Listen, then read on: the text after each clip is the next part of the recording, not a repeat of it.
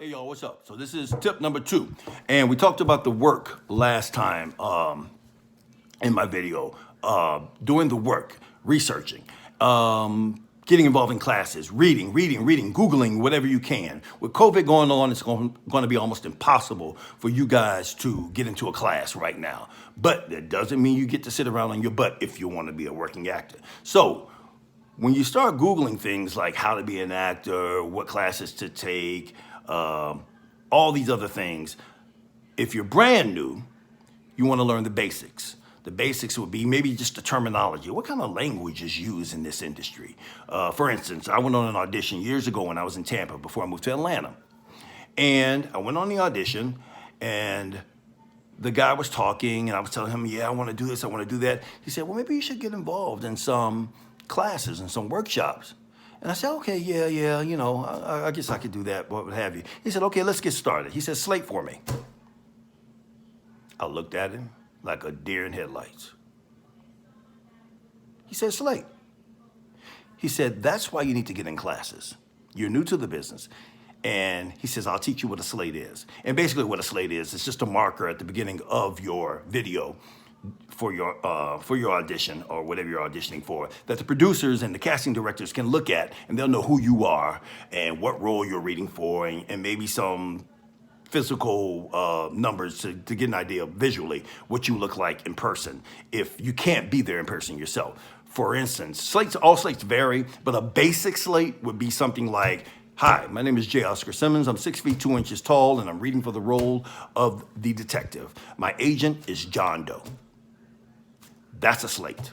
It's just a marker so they'll know who you are. Because the next guy that comes in, or the next girl that comes in who looks just like you, but who may not be able to act as well as you, will do the same thing. So they'll know who's who and what have you. So you get it. So anyway, the terminology is important. So all types of, just Google this stuff. I mean, that's the beauty of the internet, because we didn't really have that. It was kind of new when I got into business, and people weren't really using it to the way they should, or to its maximum ability when it was kind of, brand new when I got out of college. So Google terminology used on film sets, terminology used in auditions, what have you. Learn that stuff. When we get out of this COVID thing and you can get back into classes, you're gonna start meeting people. You're gonna meet Susie, the Caucasian girl with red hair. You're gonna meet Bridget, the sexy Armenian girl with brunette hair. You're gonna meet Bob, the tall, blonde hair, blue-eyed Russian. You're gonna be the African American or whatever you are. And they're gonna go on auditions, or they're gonna hear about projects that they may need someone of your type, whatever that is. Well, they may not be able to play it. Susie with the red hair can't play a 6'2" black man, but I can. And she'll say, Oscar's in my class, he'd be perfect for this. And when she comes back to class, she's gonna say, Oscar, there's an audition. Or she's gonna call you, or she's gonna email you, or whatever, and say, there's an audition, they're looking for this guy. You should, I think you'd be great for it. And that's how you network too. So you're learning in the class as well as getting tips on jobs. So do that. I'll talk about SAG cards and that type of thing later, but I struggled for 2 or 3 years trying to figure out how to get my SAG card, because when I joined, or back when I was joining, still is somewhat the same now, you needed your SAG cards in order to do a SAG job. Or the only way to do a SAG job was to get or to have your SAG card. So it was a catch-22. It's like, okay, well, how can I do a job if I don't have my card? I don't have my card, blah, blah, blah, blah, blah. And so I was struggling for years, not realizing that I was actually already eligible to join SAG. And I didn't know it because I hadn't researched. So I started reading. I bought a book out of a bookstore back then.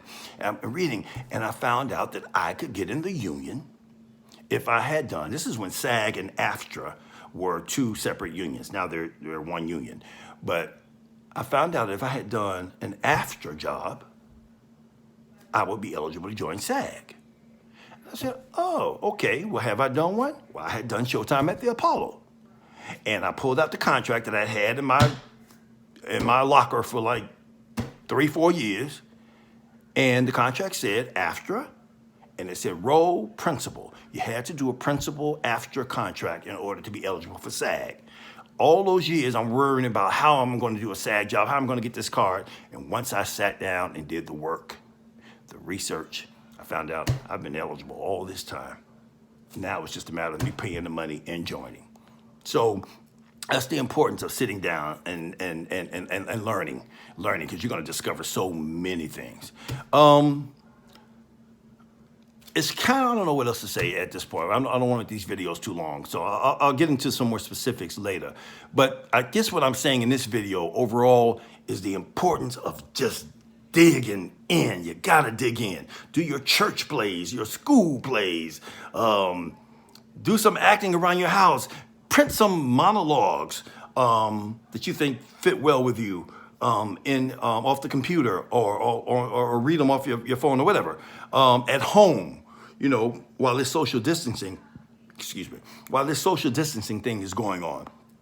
Have someone run lines with you. You know, you be the little girl who lost her kitten, and let your dad or your mom be the police officer who's trying to help you find it. You know, just whatever. Those are just scenarios I'm throwing out. But there's so many scripts and so many things on there. Okay, but there's nothing like getting in a class and having that contact and having that audience, your other classmates sitting there watching you, and you doing that over and over and over and over and over again gets you to a point where you're accustomed to being in front of a camera and in front of an audience. Because if you're a true beginner, you might be a little nervous. And when that nervousness comes in, then that takes you out of character. And when you're out of character, all hell breaks loose. You forget lines. You don't know what to say. You don't know how to react. Because a lot of acting is listening. Just listening, listening, listening. You learn how to listen. See, when your mom and dad tell you, listen to me, listen to what I'm saying, you need to listen, because there's power in just listening and being still. And you learn all of that. You learn how not to do this and that, and because television and film, that's too big. Theater, it might be okay, because the audience member way up in the balcony in the nosebleed seats needs to be able to see some of your actions. But in film and television, the actions are going to be a little more subtle.